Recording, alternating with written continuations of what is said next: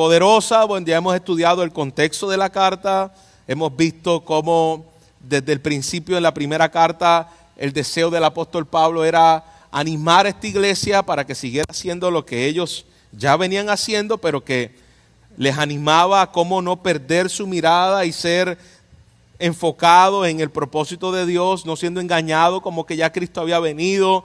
Y es una carta de ánimo, una carta de afirmación, una carta de esperanza. Ambas cartas, tanto la primera carta como la segunda carta, podemos ver esta gloriosa verdad. Y al terminar ahora, termina el apóstol Pablo haciendo unas importantes declaraciones que culminan esta carta ajustando algunos tornillos que todavía estaban por ahí sueltos. La termina de una forma poderosa. Así que si la tiene la palabra, si no la trajo, pues alguien dijo, pídale a un cristiano que te la preste, que ellos siempre traen su Biblia. Abra su Biblia en Segunda de Tesalonicenses capítulo 3 y vamos a leer todo el capítulo. Cuando lo tenga, por favor, me dice un fuerte amén. Leemos la palabra del Señor.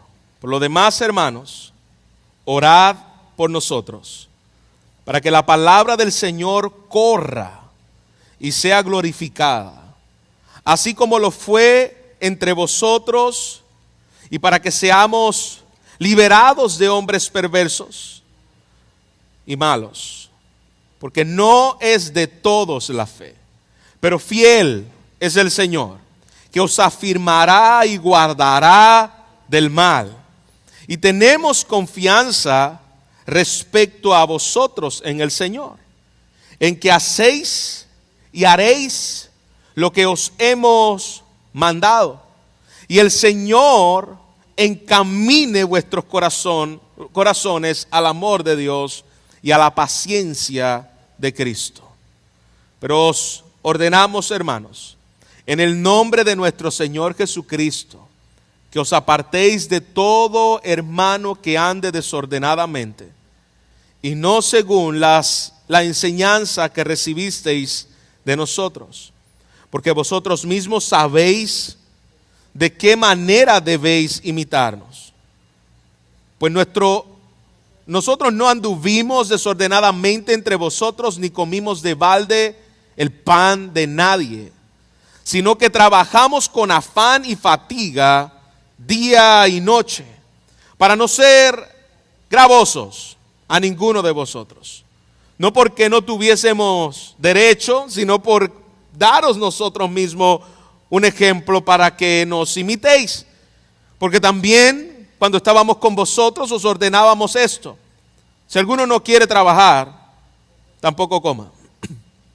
Porque como oímos que algunos de entre vosotros andan desordenadamente, no trabajando en nada, sino entremetiéndose en lo ajeno, a los tales mandamos y exhortamos por nuestro Señor Jesucristo, que trabajando sosegadamente coman su propio pan, y vosotros, hermanos, no os canséis de hacer el bien.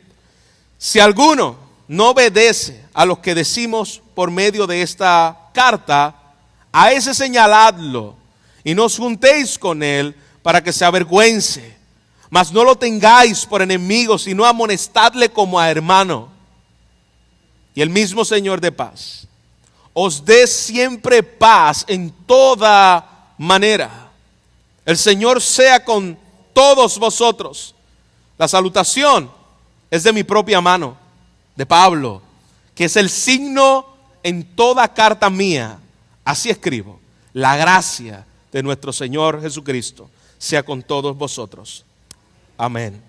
Padre, estamos una vez más ante esta hermosa carta, inspirada por tu Espíritu y guiada, Señor, por ti mismo, para hablar a necesidades específicas de una iglesia específica. Pero que por medio de ella, Señor, también, al ser inspirada por ti, puede de la misma manera ser para nosotros de edificación.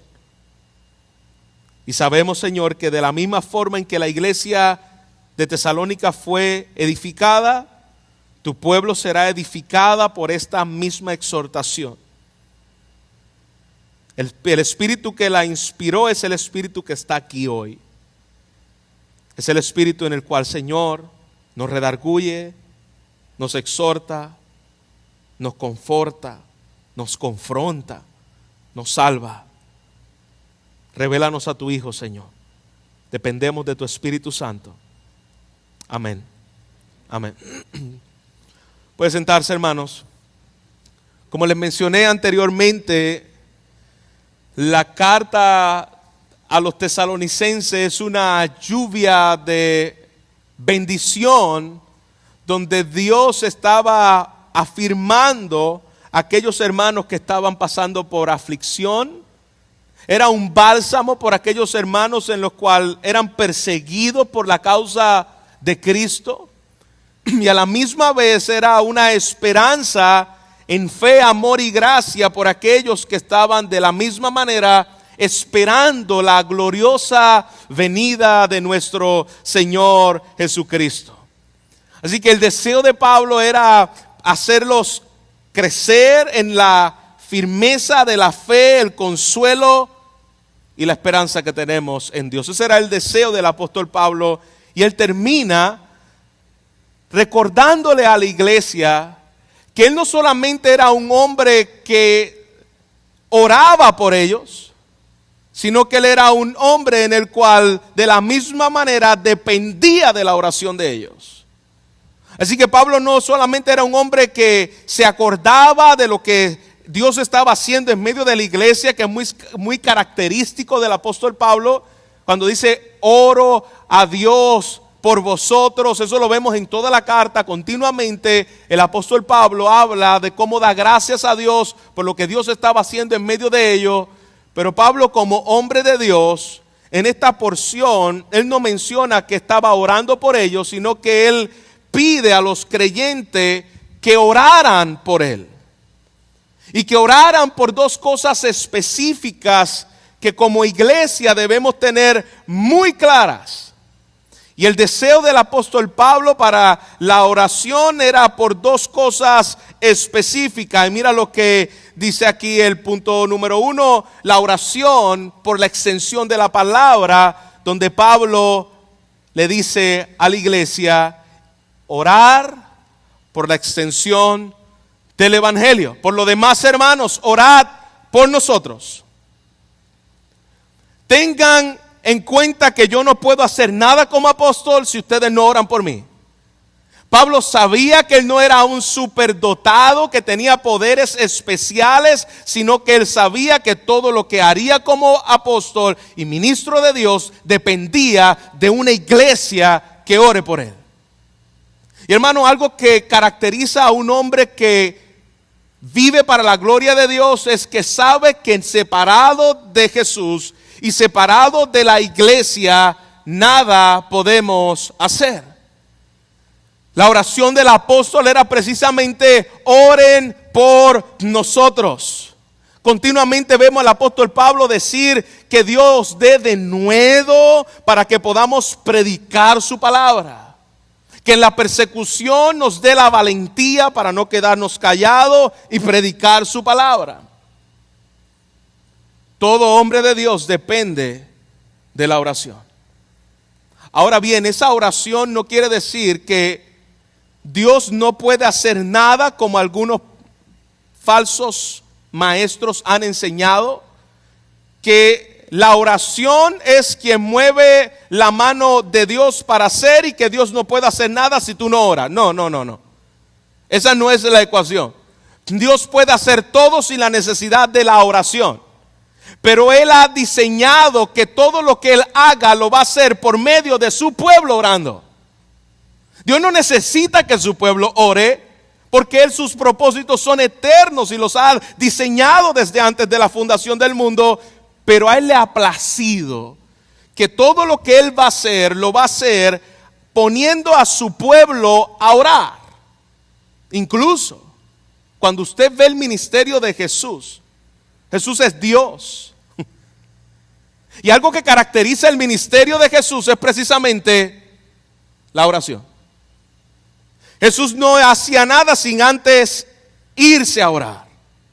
Dice que él sacaba días o noches donde de madrugada iba a orar. Hermano, Jesús, siendo Dios, oraba. Y sabía que no podía hacer nada si no oraba. Cuando estuvo para escoger a sus 12 apóstoles, él se fue a orar. Cuando iba a pasar por la copa de la ira de Dios, él se fue a Getsemaní a orar. Tú y yo, ¿cuánto más necesitamos?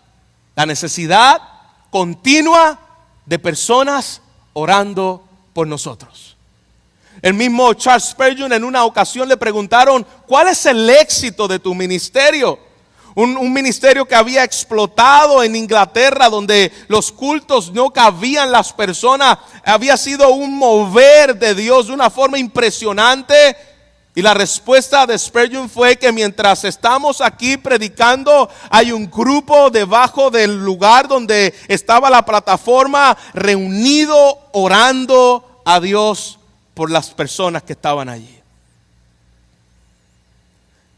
La Iglesia Bautista Sin Paredes no se va a mover. La palabra de Dios, la extensión de su reino, si su pueblo no depende de la oración. Separados de mí, ¿cómo yo estoy continuamente dependiendo de Dios? A través de la oración. No orar es decir, yo no necesito a Dios. Orar es decir, yo dependo continuamente de Dios. Separados de mí, como iglesia, no vamos a hacer absolutamente nada en el Espíritu. Continuamente necesitamos una dependencia de Dios, orando por nosotros. ¿Y quiénes eran nosotros? Recuerda que esta carta fue escrita por Pablo, por Silvano, conocido como Sila, y Timoteo.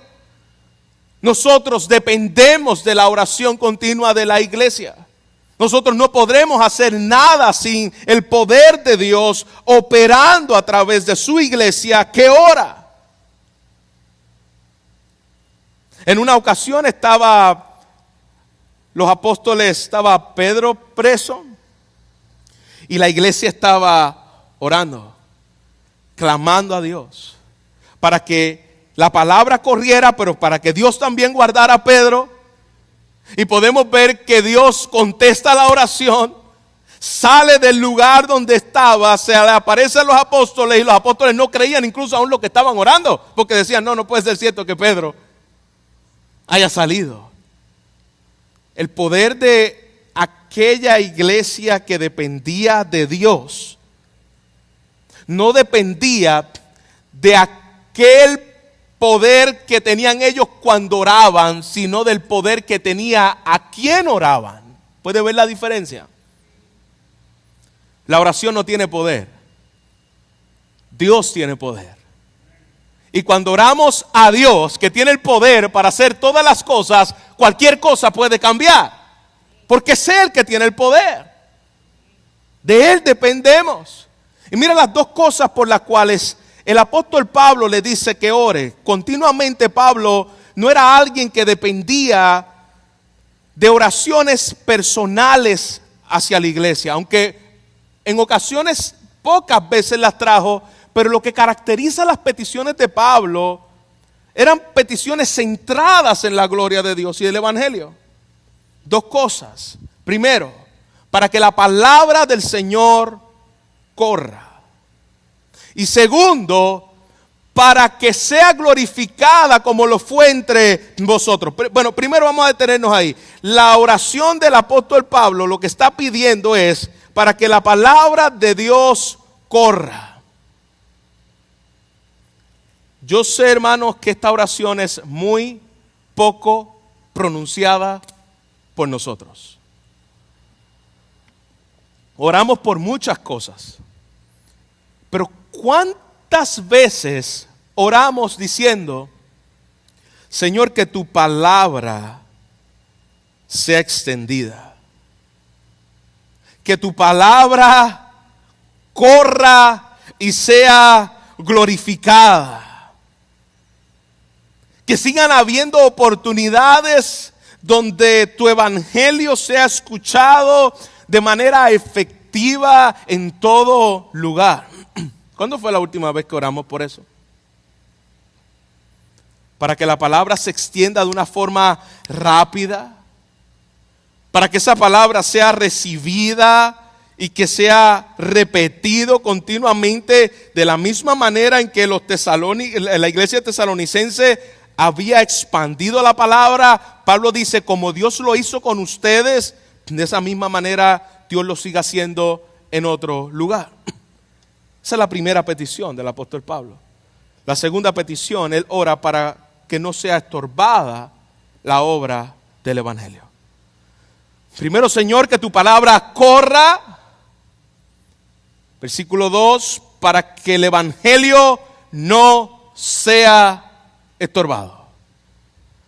Para que en la oposición, que va a haber oposición, tal vez no necesariamente como la tuvo el apóstol Pablo, que era una oposición más frontal y física, pero hermano, nosotros estamos teniendo también oposición de forma filosófica. Tenemos oposición a través de leyes que se aprueban a escondidas, de una forma muy sutil, con palabras rebuscadas para meter leyes en contra de la palabra de Dios. Y nuestra oración debe ser, Señor, que tu palabra corra y que en medio de la oposición esa palabra llegue y que seas tú librándonos incluso de aquellos hombres perversos que quieren detener tu palabra. Debemos orar de esa manera, para que seamos librados de hombres perversos y malos. Estamos en un mundo de hombres perversos y malos, y Pablo lo sabía, que tuercen la escritura, aborrecen la escritura, odian la escritura, odian a Dios. Le enviaba a un hermano en esta mañana un mensaje con respecto a un famoso reggaetonero, trapero, cantante de la música secular que tuvo un concierto recientemente en Miami y estaban locos que cantaran de droga, que cantaran. Yo no estoy validando, hermano, la conversión de nadie. Por sus frutos los conoceréis, y el fruto hay que esperar que se madure, ¿ok? Para que te lo comas. Porque la única persona que yo conozco que se come los frutos verdes es mi esposa, que son los mangos pero nadie más, ¿ok? Todo el mundo se come los frutos cuando se maduran. Así que esperemos que se madura. Pero lo interesante es que esta persona hizo famosa por una canción que se llamaba Pepa, en el cual decía que la mujer, el hombre se dependa de pastillas o de sustancia, ¿no? Y la gente estaba enojada porque no cantó esa canción que habla precisamente de la basura que pueda hacer el efecto de esa sustancia en el cuerpo de una persona, porque no se hablaron las palabras que ellos pagaron por escuchar. Ellos pagaron para que me hables malo, para que me hables de fornicación, porque eso es lo que hacen estas canciones, hermano. Este tipo de canciones de Bad Bunny, de Anuel, de todos estos personajes, porque eso es lo que son, personajes, es pornografía auditiva. Cuando pasan estos carros con estas bocinas, tú tienes que taparle los oídos a tus hijos, porque eso es pornografía auditiva. Está hablando explícitamente de cosas que no están diseñadas para eso.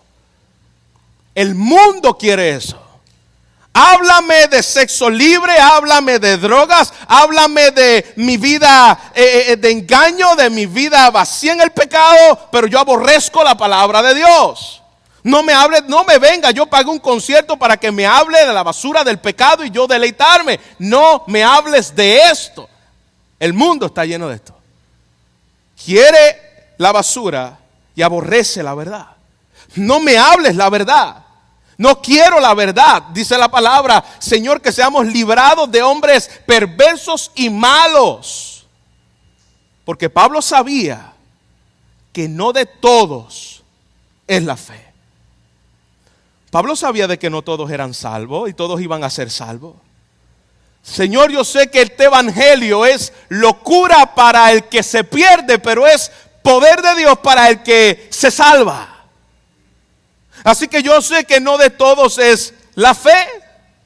Oramos para que nos libres y nos guardes en medio del avance del evangelio, pero al final de cuentas, no de todos es la fe. Yo no confío en la gente, yo no confío en el libre albedrío de la gente.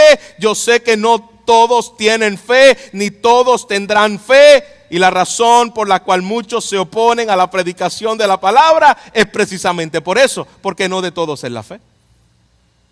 Por eso se oponen. La fe no es de todo el mundo. Y hace un contraste entre lo que es los hombres perversos y malos versus aquellos en los cuales Dios ha prometido preservar en medio de una generación maligna y perversa. Mira cómo sigue diciendo el versículo 3.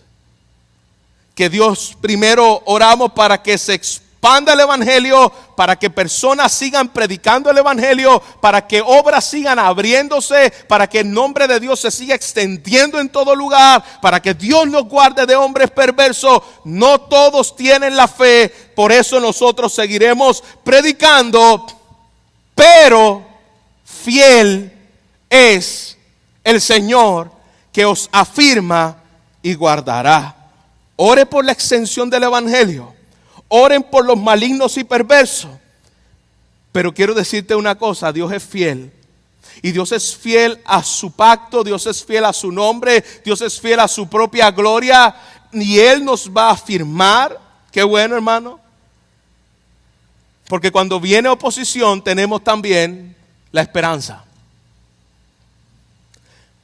Hay resistencia a la palabra, oremos para que corra. Hay gente maligna y perversa que se van a oponer, no de todos es la fe, pero en medio de esa guerra espiritual, el Señor es fiel que os afirmará y os guardará de todo mal. ¿Qué quiere decir? ¿Que Dios me va a guardar de que venga persecución? No, eso no es lo que está diciendo el texto. ¿Dios me va a guardar de que no me maten por el evangelio? No, eso no es lo que está diciendo el texto. Juan el Bautista le cortaron la cabeza por ser fiel a la predicación otorgada por Dios. Murió, pero ¿sabes qué? Dios lo guardó del mal. El mal no puede tocar a un hijo de Dios, ni puede dañar el estatus establecido por Dios para ese hijo. Hombres del pasado, apóstoles y en la historia de la iglesia tuvieron que morir por causa del evangelio, pero Satanás no pudo quitar en absoluto la fe de estos hombres. Satanás no puede tocar la fe. Esteban murió por causa del evangelio, fue apedreado por causa del evangelio, pero ¿sabes qué? No pudo tocar Satanás la fe. Mientras Esteban estaba muriendo, él pudo ver la gloria de Dios antes de partir a estar delante de él. Que Dios os afirme y os guarde del mal no quiere decir que no van a haber sufrimientos ni va a haber persecución. Va a haber sufrimiento y persecución, pero el mal no puede tocar a ninguno de sus hijos. Qué glorioso. Que ni la vida ni la muerte, ni principados ni potestades, nada puede cambiar ni dañar lo que Dios ha hecho en sus hijos. Nada puede separar del amor de Dios lo que Dios ha hecho en sus hijos. Ni la vida ni la muerte, ni ángeles, ni principados, ni ninguna cosa creada nos podrá separar. Él nos guardará del mal. No me va a guardar de las acechanzas. No me va a guardar de las maquinaciones, no me va a librar de aquellos que, como en una ocasión el apóstol Pedro, Jesús les dijo: Pedro, Satanás os ha pedido, no solo a ti, a ustedes, para zarandearlos, para jamaquearlos, para estremecerlos. Pero yo he rogado por ti, para que cuando tú vuelvas, tu fe no falte. Él me afirmará y me guardará de todo mal. ¿Fue zarandeado Pedro? Sí. ¿Fue sacudido Pedro por la fe? Sí. Dios le dio y le otorgó a Satanás que de esa manera lo hiciera. Sí. ¿Pudo Satanás mover la fe de Pedro de nuestro Señor Jesucristo? No. ¿Pudo quitar el amor hacia el Señor Jesucristo? No. ¿Pudo quitar la esperanza de gloria? No. Porque Él nos guarda de todo mal. En medio de las adversidades, Dios nos guarda de todo mal. Y Él tenía la confianza de que continuará Dios haciendo lo que Él había enseñado, lo que Él había instruido a esa amada iglesia como pastor. Versículo 4, su esperanza no estaba en la iglesia, su esperanza estaba en el Dios de la iglesia. Mira la esperanza que podemos ver aquí. Tenemos confianza. Nada de incertidumbre, nada de yo creo quizás. Tenemos la confianza respecto a vosotros. ¿En quién? ¿En quién estaba puesta la confianza de Pablo? ¿En lo que la iglesia podía hacer? No. La confianza de Pablo estaba en el Señor.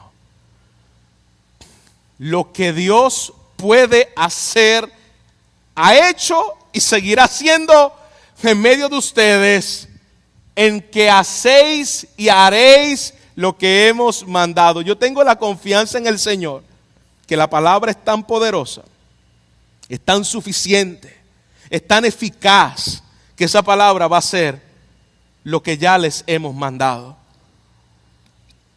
Pablo tenía una absoluta confianza en la palabra de Dios. Hermano, si un hombre de Dios no depende de la palabra de Dios, no podrá hacer nada. Porque te vas a frustrar queriendo cambiar a la gente. Pero eso no es tu trabajo ni el mío. Tú y yo no podemos ni cambiarnos a nosotros mismos. Mucho menos vas a cambiar a alguien. El poder transformador y eficaz de una persona proviene precisamente del poder de la palabra de Dios. Yo confío en lo que Dios va a hacer y que ustedes van a obedecer lo que se les ha mandado hacer. Eso es el mayor anhelo de un pastor para su iglesia es precisamente eso. Son maduros espiritualmente porque confía en que la palabra está haciendo el efecto en medio de ellos. ¿Y cuál es el efecto de una operación del Espíritu y de la palabra en medio de ellos? Versículo 5. El efecto es que el Señor los encamine vuestros corazones al amor de Dios y a la paciencia de Cristo. La oración de Pablo era primeramente que la palabra corra, que guarde a su pueblo en medio de la oposición, que se mantengan firmes en lo que se les había enseñado y mandado, confiando en el Señor que así lo iban a hacer, pero también confiando en que el Señor encaminara a esta iglesia amada y madura en la fe a un amor de Dios. Y esto es bien paulino, porque Pablo en Efesios, su oración por la iglesia es precisamente que Dios os dé espíritu de sabiduría y de revelación en el conocimiento del amor de Dios. Y Pablo vuelve y repite en otro capítulo ahí mismo en Efesios, que pueda ser revelado la anchura, la profundidad, la longitud del amor de Dios en vuestros corazones. Eso es madurez espiritual. Una persona madura es una persona que está afirmada en el amor de Dios, que ha conocido el amor de Dios. Su base no es cuánto ama a Dios, porque eso es muy menguante. Hay veces que tú sientes que estás amando a Dios de una forma firme y fuerte, y hay otras veces que sientes que tu amor es débil. Por lo tanto, su gozo no está en cuanto él ama a Dios, porque sabe que tú y yo somos muy cambiantes.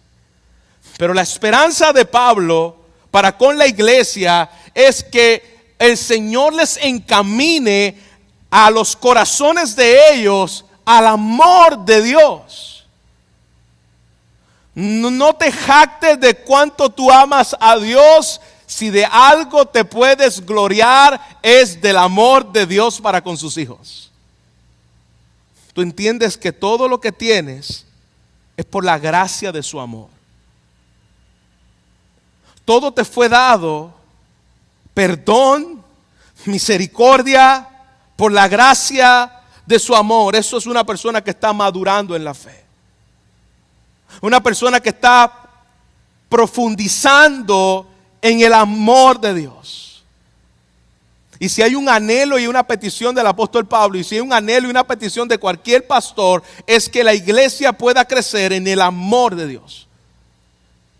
Ver cuánto Dios te ama y lo que ocurrió en la cruz del Calvario. Para que tu fe pueda crecer, tú no necesitas una dosis de emocionalismo, de 3 rápidos y 4 lentos, 5 veces llorando y 4 riéndote. Tú necesitas una dosis continua de lo que pasó en el Calvario. Mira a Jesús muriendo en el lugar de los pecadores y tu amor se va a inflar. Muchos quieren una dosis de emocionalismo. Y tienes que continuamente buscar esa dosis de emocionalismo. Y que se me pongan los pelos de gallina, que brinque, salte, me caiga, me levante, para yo sentir que realmente estoy vivo en Dios. Pablo dice, tú y yo necesitamos que el Señor encamine mi corazón al amor de Dios. Pastor, me estoy secando espiritualmente. Siento que ya mi ánimo, mis deseos de orar, mis deseos de servir han menguado. Ya no son como antes. Crece. Y pido a Dios que puedas crecer en el amor de Dios. Mientras más profundice lo que pasó en el Calvario, podemos decir con el apóstol Pablo en Romanos capítulo 11, por las misericordias de Dios, os ruego, hermanos, que os presentéis vuestros cuerpos como sacrificio vivo, santo, agradable a Dios, que es mi culto no emocional, ese es el culto racional. Mira las misericordias de Dios. ¿Y cuáles son las misericordias de Dios? Cristo muriendo en el lugar de los pecadores. ¿Quieres crecer en madurez espiritual? No puede ser si no es por la gracia del amor de Dios en nuestras vidas. Él me ha amado, Él se entregó, Él comenzó la buena obra, Él nos amó a nosotros primero. Cuando usted ve una persona madura espiritualmente, eso es lo que va a estar en sus labios. Una persona inmadura espiritualmente, el yo no sale de la boca. Yo hice, yo hago, yo me desanimo, yo siento. Un niño espiritual o un inmaduro espiritual continuamente hablará de suyo, de todas las cosas que él ha hecho. Pablo dice para que crezcan en el amor, y no dice para que sean pacientes. Dice y a la paciencia de Cristo. Mira la paciencia de Cristo. Mira cómo Él ha sido paciente contigo. Mira la muestra de la misericordia de Dios. Lo mismo que hizo Jesús con Pedro. Pedro, ¿me amas? apacienta mis ovejas. Sé paciente con ellas como yo he sido paciente contigo. Ten misericordia con ellas como yo he mostrado misericordia contigo después de haberme negado 3 veces y haberme maldecido. Sé paciente. La paciencia de nuestro Señor Jesucristo. Luego que Pablo hace estas peticiones de oración, termina con estas 4 peticiones en particular. Ahora él comienza a hablar acerca de personas que estaban en la iglesia. Es como el primer grupo, los animo con esto. Le doy el consuelo, el confort y la afirmación como apóstol. Pero hay un segundo grupo que yo no puedo pasar por alto. Y comienza a advertirle contra los desordenados. Versículo 6. Pero, aquí está un pero que dice, estos no son del mismo grupo. A estos grupos, este es mi deseo. Pero hay otros que no pueden coger pon con lo que yo estoy diciendo. Pero, os ordenamos, hermanos, en el nombre de nuestro Señor Jesucristo, esto no es mío, que os apartéis de todo hermano, fíjense bien, no dice impío, todo hermano que ande desordenadamente y no según las enseñanzas que recibisteis de nosotros. Aquí estaba sucediendo un fenómeno, y es que algunos, pensando que Cristo venía, de una forma inmediata dejaron de trabajar. Los que son de los 80 y 90 aquí en el cristianismo saben que eso fue muy común aquí también en Puerto Rico, donde el movimiento Cristo viene, Cristo viene, Cristo viene, se hizo muy conocido, al punto de que muchos dejaron los estudios, muchos se fueron al monte, muchos botaron los televisores porque era el cajón del diablo, y ese movimiento se hizo muy famoso aquí en la isla y en toda América Latina. Dejaron de trabajar, dejaron de estudiar, pues eso era lo que estaba pasando en Tesalónica. Había gente esperando la venida de Cristo, que es real y todavía la esperamos, amén. Pero ellos decían, si Cristo viene, o como algunos en el peor de los casos pensaban que ya Cristo había venido, pues nosotros no debemos trabajar. Dejaron de hacer las cosas que cotidianamente debían hacer para sostenerse, y dejaron de trabajar. Comenzaron a vivir del mantengo de la iglesia, literalmente, porque para aquel tiempo no existían los cupones, ni existían las ayudas que hay aquí en América. Cuando digo América, Estados Unidos, porque los países de América Latina no tienen estas ayudas. Pues las personas en Tesalónica vivían del hermanito que cocinaba. Te visitaba, estoy inventando, ¿no? ¿Qué hiciste hoy? ¿Habichuelas? ¡Ay, qué ricas las habichuelas! O si no, como Darío, fuimos a comer helado en estos días y le decía a un niño, ¿de qué es ese helado? De tal sabor. ¡Ay, cuánto quisiera algún día comerme algo así! Le estaba diciendo, dame el helado, ¿no? Yo quiero de ese helado que tú estás comiendo. Pues de la misma forma los tesalónicas estaban, ¿y qué cocinaste hoy? Arroz, habichuela, hice un bistecito, ay qué rico, cuánto me gustaría comerme algo así. Y estaban dependiendo de lo que los demás estaban cocinando, estaban haciendo, y la iglesia los tenía que mantener. Pablo le llama, los exhorta y le da un mandamiento y la orden. Pablo es muy radical y él dice, esto es en el nombre del Señor Jesucristo, que se aparten de los que andan de esta manera. En el buen puertorriqueño esta versión diría, os ruego en el nombre de nuestro Señor Jesucristo que se aparten de todos los cacheteros que no quieren trabajar y vivir del mantengo. Esa diría la versión puertorriqueña. Desordenadamente. Y Pablo utiliza un término militar, os mando, como un mandamiento de un soldado. Y la palabra que él utiliza como desordenadamente también es aquellos que habían salido de un rango o de una orden que se le había dado en el aspecto militar. Y Pablo utiliza aquí un vocabulario militar para hablar de aquellos que estaban de manera desordenadas, indisciplinados en la iglesia de los tesalonicenses. Y Pablo dice, mira, yo no me comporté con ustedes de esta manera, versículo 7. Esta forma de vivir del mantengo no la aprendieron de mí, porque yo no le enseñé de esa manera. Yo les enseñé a trabajar, incluso tuve que trabajar con mis manos y tuve que hacerlo de una forma sacrificial. Yo no anduve desordenadamente entre vosotros. Yo no anduve pidiéndoles a ustedes. Yo no anduve detrás de su dinero, como están haciendo algunos en la iglesia de Tesalónica. Yo no lo hice de esa manera.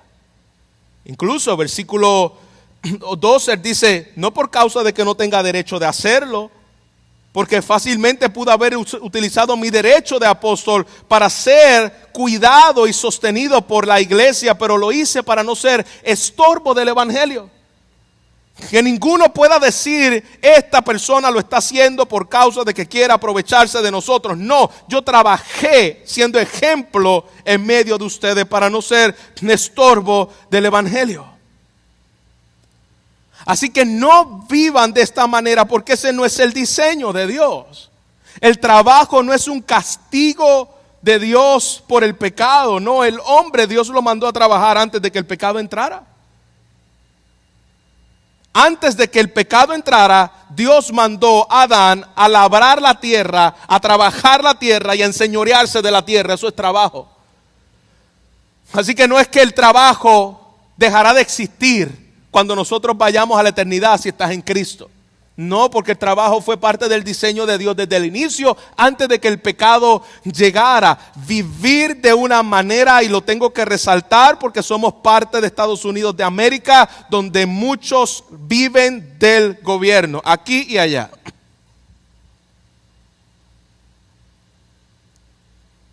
No quieren hacer nada y estamos en una era, hermano, post-COVID, donde la gente quiere trabajar menos. Si antes no querían trabajar, ahora quieren trabajar menos. Y ahora, de la misma forma que Pablo le está diciendo a la iglesia, es una advertencia que tiene que ser de igual manera para el tiempo presente. Dios no nos manda a vivir del mantengo, a menos que por alguna razón de salud o por alguna situación en particular tenga que hacerlo. Pero ese no es el orden de Dios. ¿Por qué? ¿Qué es lo que sucede cuando una persona no está trabajando y se queda en su casa dependiendo de otros? En este caso contextual está hablando de la iglesia y de los hermanos, pero en el caso nuestro puede ser de cualquier tipo de persona, de ayuda, de familia. ¿Qué es lo que sucede cuando tú tienes una persona ociosa sin hacer nada en su casa? Pues lo que acaba de mencionar aquí precisamente del apóstol Pablo, versículo 11. Aquellos que se la pasan sin trabajar, como decía aquella vieja canción, qué bueno es vivir así, comiendo sin trabajar.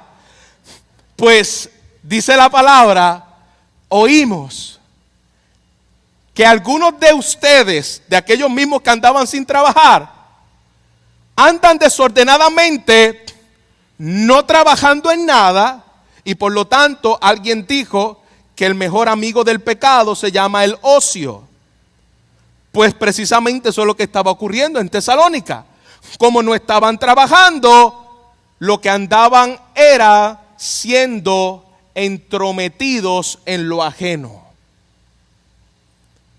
Una palabra bonita para decir, estaba siendo chismoso de barrio. Estaba metiéndose en lo que no te importa, porque eso es lo que hace el ocio. Cuando tienes personas que no están haciendo nada, pues se meten en lo que los demás están haciendo. Y son esas personas en las cuales no ayudan, pero dañan. ¿Ustedes conocen lo que es el pájaro carpintero? El pájaro loco. Pues ese pájaro carpintero tiene algo en particular, y el que no tiene cerebro, pero su lengua es tan larga que le cubre hasta la cabeza.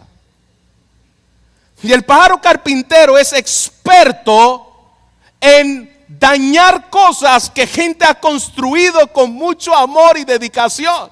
Incluso se dice que en un experimento de la NASA fue dañado precisamente por el pico de un pájaro carpintero que dañó un artefacto que iba a ser utilizado en la NASA, y ese pico continuamente dañó ese trabajo, algo que había sido millones, hermanos, que habían gastado en ese aparato. Pues muchas veces cuando estamos en el ocio somos como ese pájaro carpintero que lo que no ensucia lo daña. Y con nuestros chismes,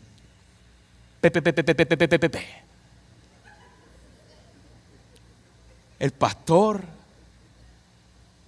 los que cantan al hermanito, dañando la obra del Señor con su lengua que le cubre el cerebro, porque no tiene nada que hacer, pero tiene mucho que dañar. Cuidado con los pájaros carpinteros. Cuando vengan a tu oído a traer. Yo le doy gracias a Dios. Esta mañana un hermano se me acerca viendo una necesidad de la iglesia y dijo: pastor, yo se lo digo, pero yo lo quiero hacer. Esos no son pájaros carpinteros. Si tú ves una necesidad de la iglesia y dices: veo esta necesidad, pero yo la quiero cubrir. Los pájaros carpinteros son los que frecuentemente ven necesidades y vienen al oído del otro a decir: porque aquí hace falta esto, y aquí hace falta lo otro, y aquí no se hace esto, y aquí no se hace lo otro, y aquí hace... Espérate. Yo creo y tengo la firme convicción de que todo lo que Dios te permita ver en la iglesia es porque entiendo que Dios quiere usarte a ti para arreglarlo. Heme aquí, envía al pastor, no heme aquí, envía al ujier, no heme aquí, envía al diácono, heme aquí, envíame a mí. Yo veo una necesidad, yo la quiero cubrir. Los demás son pájaros carpinteros. Estorban la obra del Señor, dañan la obra del Señor. Cuidado que tu ocio te lleva al chisme. Como no tiene nada que hacer, lo único que te gusta es chismear. Eso eran los de Tesalónica. No todos, este grupito. No tengo nada que hacer, pero soy lo que estoy. Hermano, ¿y cómo están las cosas? Ay, yo no sé, ya la iglesia no es igual. Ya no se siente igual. Probablemente porque tú no te sientas igual. No seas pájaro carpintero. No dañe la obra del Señor, entrometiéndote en lo que no te importa, entrometiéndote en lo ajeno. Eso no quiere decir, hermano, que no cuidemos el testimonio de la iglesia, que no cuidemos a nuestros hermanos del pecado, que no seamos prontos para poder corregir el pecado. No quiere decir eso. Es que andan haciendo lo que Dios no te mandó a hacer, ocupándote del chisme, porque estás aburrido en tu casa, cuando tú puedes dirigir esa fuerza para hacer otras cosas. Y es interesante, hermano, porque cuando Pablo habla de esto, también cuando escribió a Timoteo, hablando acerca de las viudas, utilizó el mismo ejemplo. Cuando vayan a ayudar a las viudas, no dice ayuden a todas las viudas. Mire, vaya conmigo ahí, si me lo pueden poner también en la pantalla se lo voy a agradecer. Primera de Timoteo, capítulo 5, versículo 9 al 13. Pablo le está dando una orden para cuidar a las viudas de la iglesia. Y mira la manera, recuerda que Pablo está diciendo esto porque para el tiempo de Pablo no habían las ayudas que tenemos hoy. ¿Ok? Pero aún así, mira la sabiduría que hay detrás de esto. Versículo 9. Primera de Timoteo, capítulo 5, versículo 9 al 13. Primero, para poder ayudar a la viuda, tiene que ser puesta en una lista. Y la que se pone en la lista, la viuda, no menor de 60 años. No solamente tenía que tener una edad en particular. Dice aquí que haya sido esposa de un solo marido. Interesante. Versículo 10. Que tenga un testimonio de buenas obras. No que iban a ayudar a todas. No es ayuda para todo el mundo. No. Continúa diciendo que haya criado hijos. Si ha criado hijos y si ha practicado la hospitalidad, si ha lavado los pies de los santos, realmente esta era una mujer que servía a la iglesia, si ha socorrido a los afligidos, si ha practicado toda buena obra, a esas, las que están en lista de espera, se les ayuda. Ahora bien, pero las viudas más jóvenes, no las ponga en lista de espera. Las viudas más jóvenes, ellas se van a querer casar, ¿ok? Y en vez de atraer con ellas condenación, mejor, en vez de ponerlas en lista de espera y darle ayuda, mándalas a trabajar. ¿Por qué? Para que aprendan a ser, para que no aprendan a ser ociosas, andando de casa en casa. Tienes una viuda mantenida y sostenida por la iglesia, cuando puede trabajar y tiene la fuerza, está diciendo, ten cuidado, porque esa viuda lo que la vas a convertir es en la nieta de la Comay. Es lo que dice ahí, ¿no? A estas, si las ayuda y se vuelven ociosas, van a andar de casa en casa, no solamente ociosas, sino también chismosas y entrometidas, hablando lo que no debieran. Eso es lo que hace el ocio. ¿Por qué tú crees que Puerto Rico es el país del chisme? ¿Por casualidad? ¿O porque tenemos al 60% de la población dependiendo del gobierno? ¿Ah? ¿Por qué tú crees que está el chismoso que llueve por todas partes? Porque no están trabajando en lo que Dios le mandó a hacer y se pasan entrometiéndose en lo ajeno. Pablo está diciendo a esas viudas, no las ayuden porque le van a hacer daño. Que trabajen. Wow. Hay tremendo principio, hermano. Tremendo principio para cuidarnos, nuestro corazón, de no hacer lo que Dios nos mandó a hacer. Si quieren comer, versículo 12 y 13, si quieren comer, que trabajen. Que trabajen tranquilamente. Si están trabajando, no estarán desordenados. Versículo 13, y vosotros, hermanos, no os canséis de hacer el bien. Pablo está diciendo, el que no trabaje, que no coma. El que no trabaje, que no coma. Que aprendan a ser diligentes y no andar desordenados. Y a mí me llamó la atención porque Pablo está diciendo, esto os he enseñado como doctrina. La doctrina del trabajo es algo que es bíblico. La doctrina del trabajo es algo que Dios rescató en el tiempo de la Reforma Protestante también, donde pensaban que solamente había un grupo de ministros que podían trabajar en la obra del Señor, pero nadie más los podía hacer. Y algo que trajo la Reforma Protestante fue el trabajo santo para todo, en lo que tú haces. Si eres zapatero, lo haces para el Señor. Si trabajas en una tienda, lo haces para el Señor. Si eres un ministro de la palabra, lo haces para el Señor. Pero mi posición no me hace más espiritual que la tuya. Mi trabajo es un trabajo espiritual dentro de un mundo secularizado, pero es espiritual también mi trabajo. Y gloria al Señor por esa verdad. Mi trabajo es espiritual en cualquier rama. Donde Dios te tiene, allí hay un embajador de Dios que está siendo representante de Dios. Si quieren comer, que trabajen. Ahora, vosotros, hermanos, yo sé que ustedes los han sostenido. Yo sé que ustedes han ayudado a algunos de estos mantenidos. Pero yo les quiero decir que no por esto, porque gente se quiere aprovechar, no quiere decir que ustedes dejen de hacer el bien. Sigan haciendo el bien. Sigan trabajando, sigan ayudando a los hermanos, sigan haciendo la obra del Señor, sigan caminando en obediencia de una forma sosegada. Sigan haciendo el bien, no dejes de hacer el bien porque algunos se aprovechan. Como muchas veces ha pasado, hermano, yo he tenido muchas experiencias como pastor que me han pedido dinero prestado y hasta el día de hoy todavía lo estoy esperando. Pero por gente que se quiere aprovechar, quiere decir, no, ya yo no voy a hacer nada, yo no voy a ayudar a nadie porque en la iglesia lo que hay un chorro aprovechado. No. No, porque mira, después que yo trabajo, después que hemos hecho esto en la iglesia, después que hemos trabajando con el grupo de discipulado, después que estamos trabajando con las mujeres, con los hombres, estamos ayudando en todas estas áreas, Dios está haciendo esto en medio de nosotros, lo que hay un montón de malagradecidos, yo por lo tanto no hago nada, que se fastidien.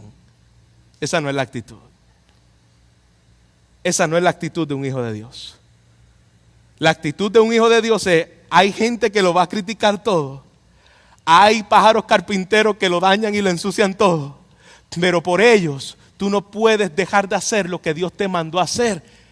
Hermanos, no se cansen de hacer el bien. Sigan haciendo la obra del Señor porque tu recompensa viene de arriba, no de aquí. Tu recompensa viene del Señor. Y si alguno no obedece nuestra enseñanza, versículo 14, en esta carta, no se asocien con él para que se avergüence, que le dé vergüenza. No te juntes con personas que quieran aprovecharse y que se llaman cristianos para que le dé vergüenza. Si no obedece, señaladlo. No se junten con él. Acérquense a esa persona con el deseo de que esa persona pueda ser restaurada y pueda reconocer que lo que está haciendo es pecado y pueda tener una actitud correcta. Ahora, no lo deseche como un impío inmediatamente. No, porque recuerda, ¿por qué Pablo está hablando de esta manera tan fuerte? Porque esta es la tercera vez que Pablo habla de esto. Esta no es la primera vez que Pablo está tocando este tema. Esta es la tercera vez que Pablo toca esto en estas dos cartas. La tercera vez. La primera parece que se hicieron los chivos locos y no le estaban haciendo caso a Pablo. La segunda de igual manera. Y la tercera Pablo dice, espérate, ya se acabó. Esta es la tercera vez, amonéstenle y si no, fuera. Ese es el orden. Si alguno peca contra ti, primero ve tú. Si no, envía a Timoteo y a Sila. Si no, sácalo. Sin embargo, punto importante, no lo tengas por enemigo, sino amonestadle como hermano. Él no es tu enemigo, no lo trates como un enemigo, amonéstale como a hermano. Y la palabra amonestar en este texto se puede describir como enseñarle la conducta correcta. Esto está mal, enséñale a cómo debe hacerse bien y hazlo como hermano. No lo tomes como un impío, hazlo como hermano. Gálatas capítulo 6, versículo 1. Hermanos, si alguno es sorprendido en alguna falta, vosotros que sois espirituales, en un espíritu de mansedumbre, mirándote a ti mismo, no sea que también seas tentado. Corrígelo de la misma forma que te gustaría que te lo trajeran a ti. Y termina Pablo esta carta reconociendo los efectos del evangelio. Por último, y que el mismo Señor de paz siempre os conceda paz en todas las circunstancias, en todo lo que tengas que atravesar, en tus problemas, en tus tribulaciones, en tu persecución. El Señor les dé paz. La paz de Dios es Dios mismo controlando nuestras vidas, sea con vosotros. Él se enfatiza, recuerda que el capítulo anterior Pablo menciona que había gente que estaba escribiendo como si fuera apóstol, que no eran apóstol, que venían con otro espíritu, que venían con otra palabra, que venían como si fuera de Dios, que no era de Dios. Y Pablo le está diciendo, esta carta no es de un falso. Yo, Pablo, la escribo, este saludo, con mi propia mano. Y esta es señal distintiva en todas mis cartas. Estos saludos y estas despedidas, ustedes saben que yo siempre lo hago de esta manera y saben que soy yo. Así que esto no es un embeleco de un falso maestro. Yo fui el que las escribí y así os escribo yo. Nadie la está escribiendo, yo la estoy escribiendo. La gracia de nuestro Señor Jesucristo sea con todos vosotros. La gracia del Señor, aquello que nos cubre, aquello que nos da la confianza de acercarnos confiadamente al trono de su gracia, esa gracia sea con todos vosotros. Hermanos, qué poderosa carta. Que muchos podemos aprender y aplicar a nuestras vidas simplemente de este capítulo que acabamos de leer. Que como iglesia seamos una iglesia que ora continuamente por sus pastores, que ora continuamente por los líderes, que ora continuamente por la extensión de la palabra. Hermanos, yo les ruego que como iglesia continuamente oren cada vez que se acuerden durante la semana, el día sábado. Señor, que tu palabra sea trazada con fidelidad, que tu palabra corra con fidelidad. Usa, Señor, al predicador, usa a los pastores, usa, Señor, a las iglesias en todo Puerto Rico y más allá de nuestra isla para que tu palabra corra y sea conocida, para que más iglesias sean plantadas, para que más misioneros sean enviados. Impulsa a la iglesia a trabajar. Que no caigamos como aquellos tesalonicenses que estaban en el ocio sin hacer nada. Lo único que se prestaban era para estar chismeando y dañando el oído de los demás. Yo no quiero ser ellos. Yo quiero ser una iglesia que trabaja, que se esfuerza, que ora, que depende de ti, que suda para tu gloria. Que eso nos distinga como iglesia del Señor. Que mi vida y tu vida impulse a otros a vivir para la gloria del Señor. Que Dios nos dé la gracia para poder vivir de una manera en que cuando caigamos en el ocio, nos acerquemos con gracia y estimulemos, edifiquemos, animemos a nuestro hermano a caminar de una manera obediente y una manera, utilizando las palabras del apóstol Pablo, ordenada en el Señor. Y si tú no estás en Cristo en el día de hoy, es mi oración que tú no seas de los que se oponen a la palabra, que tú no seas de los que resisten a la palabra, y que tú puedas venir hoy en arrepentimiento y fe y puedas vivir y trabajar para la gloria de nuestro Señor Jesucristo. El que tenga oído para oír, que oiga lo que Dios le dice a su iglesia. Padre, te damos gracias por tu palabra.